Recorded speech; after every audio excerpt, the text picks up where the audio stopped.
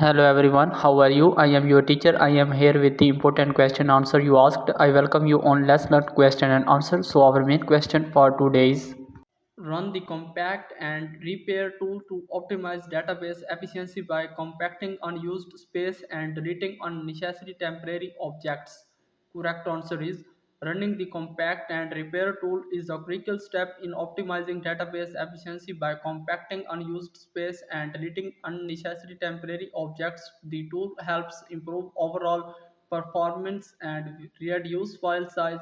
This process is essential for maintaining a healthy database that operates smoothly and efficiently. Compact and repair helps to streamline the database structure, improve query performance, and prevent corruption issues that can arise from bloated or fragmented databases.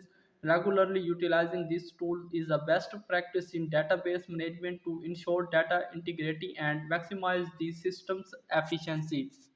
So that was our question and answer. If you have any other question, just leave a comment. Thanks for watching the video. For more helpful, subscribe my channel Learn Question and Answer so that helpful videos will reach you soon. Bye bye.